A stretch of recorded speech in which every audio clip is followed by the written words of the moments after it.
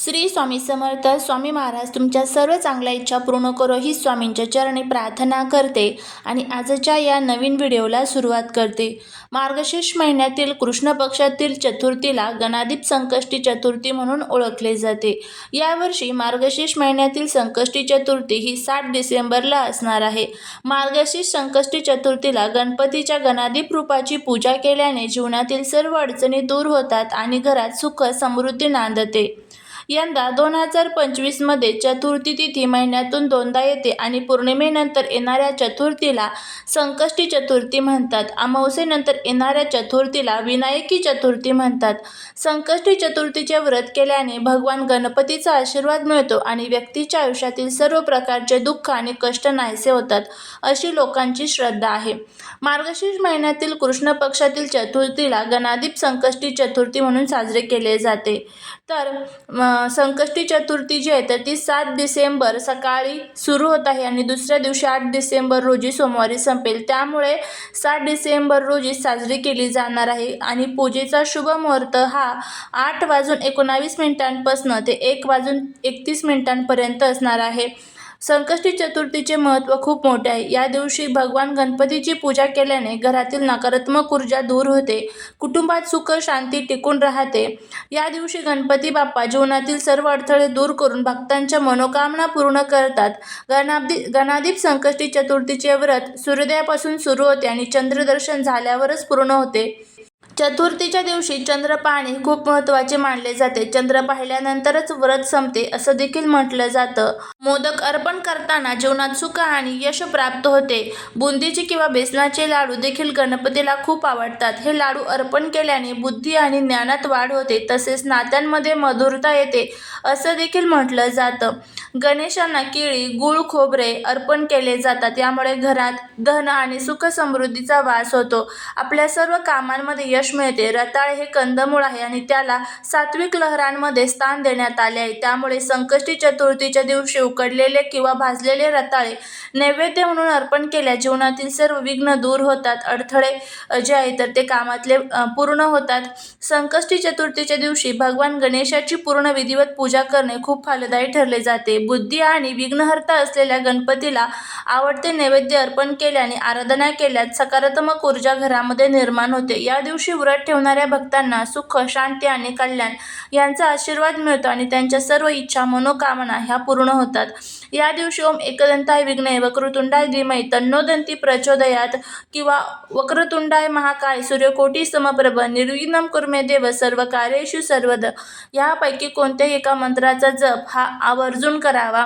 त्याचबरोबर या दिवशी घरामध्ये काही अतिशय प्रभावी असे उपाय किंवा सेवा देखील केल्या जातात.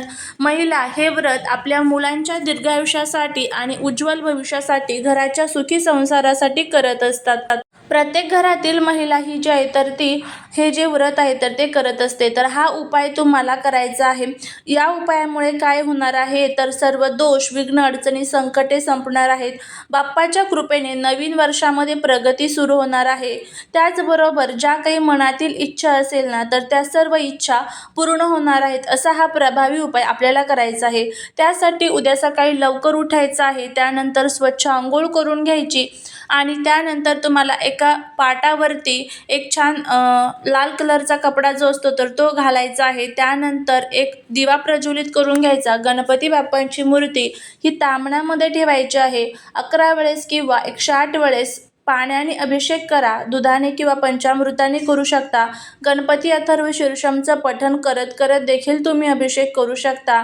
त्यानंतर गणपती बाप्पांची मूर्ती स्वच्छ धुवून पुसून ज्या ठिकाणी आपण लाल कपडा टाकलेला आहे तर तिथे तुम्हाला थोड्याशा अक्षता ठेवायच्या आहेत.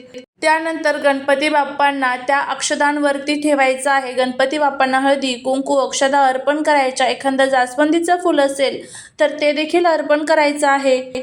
त्यानंतर गणपती बाप्पांची आरती करायची आहे, नैवेद्य अर्पण करायचं आहे आणि गणपती अथर्व शीर्षमचं देखील आपल्याला पठण जे आहे तर ते करायचं आहे.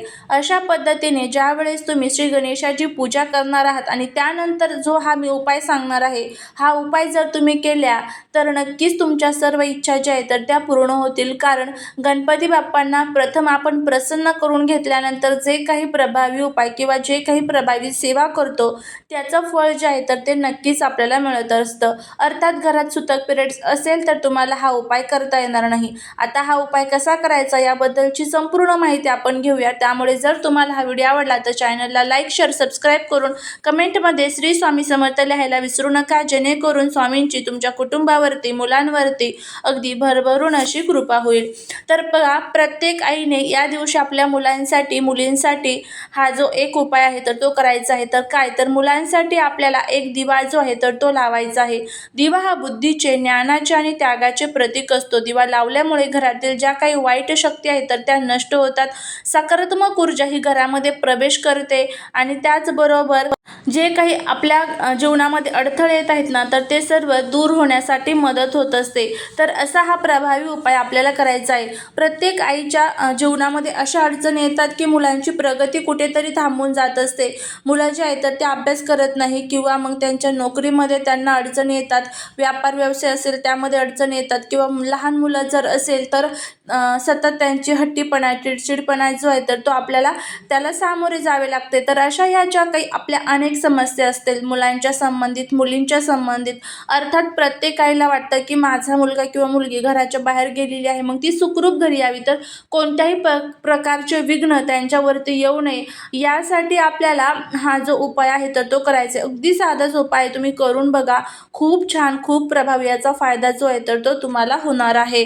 फक्त भक्तीने, श्रद्धेने आणि विश्वासाने करा, नक्कीच तुम्हाला त्याचा फायदा होईल.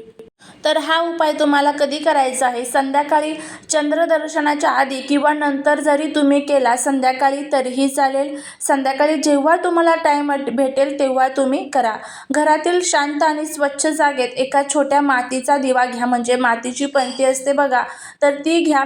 दिव्यात आपल्याला थोडंसं तिळाचा जे अंश असतो, म्हणजे काळे तीळ असेल, पांढरे तीळ असेल तर ते तुम्हाला त्यामध्ये घालायचे आहे. तिळामुळे अडथळे दूर होतात आणि गणपतीची विशेष कृपा मिळते. एक छोटासा मोदकाचा तुकडा किंवा साखरेचा खडा हे गोड भाग्य आणि मुलांच्या आयुष्यातील सुखाशी जोडलेले आहे, तर ते त्यामध्ये घालायचे आहे. एक लहान हळदीचा तुकडा जो आरोग्य, बुद्धी, तेज आणि संरक्षणासाठी वापरला जातो. दिवा आपल्याला तिळाच्या तेलाने जे आहे तर ते प्रज्वलित करायचं आहे. तिळाचं तेल गणरायाचं अत्यंत प्रिय मानलं जातं. दिवा पेटताना मंत्र म्हणायचा आहे, ओम गम गणपते नमः या मंत्राचा जप करायचा आहे. बघा, अशा पद्धतीने हा दिवा जो आहे तर तो आपल्याला लावायचा. दिवा घ्यायचा आहे, दिव्यामध्ये 2 जोड वात टाकायची कापसाची, त्या दिव्यामध्ये थोडेसे काळे किंवा पांढरे तीळ टाकायचे, एखादा साखरेचा खडा किंवा मोदकाचा तुकडा टाकायचा आहे. हळद जी असते तर हळदी थोडीशी टाकायची आहे. त्यानंतर तिळाचं तेल आपल्याला वापरायचं आहे. दिवा प्रज्वलित करायचा आणि ओम गम गणपते नमः याचं आपल्याला पठण करायचं आहे 11 वेळेस. त्यानंतर दिवा लावला की गणपती बाप्पांना आपल्याला जी प्रार्थना आहे तर ती करायची आहे. गणपती बाप्पा, माझ्या मुलांवर सदैव कृपा ठेव, त्यांना बुद्धी, आरोग्य, संरक्षण, सर्व शुभ फल दे, त्यांच्या सर्व इच्छा सहज पूर्ण कर. हा दिवा मुलांच्या नावाने लावायचा आहे. प्रत्येक मुलासाठी एक दिवा लावला तर अधिक शुभ मानले जाते. गणपती बाप्पा यामुळे अडथळे दूर करतात. मुलांना संरक्षण, आरोग्य आणि मानसिक शांतता मिळते. अभ्यासात लक्ष, बुद्धी आणि स्मरणशक्ती वाढते. घरात सकारात्मक ऊर्जा वाढते. मुलांच्या आयुष्यातील अडथळे, भीती दूर होते. सर्व शुभ इच्छा पूर्ण होतात. हा उपाय तुम्ही दर चतुर्थीला करू शकतात. दर चतुर्थीला शक्य नसेल तर 1-2 चतुर्थी करा, नक्कीच तुम्हाला त्याचा फायदा होईल. चालेली सेवा ही महाराजांच्या चरणी रुजू करते. व्हिडिओ जर आवडला असेल तर लाईक, शेअर आणि सबस्क्राईब करायला विसरू नका. भेटूया पुढच्या एका छानशा नवीन व्हिडिओत एका नवीन माहितीसोबत. श्री स्वामी समर्थ.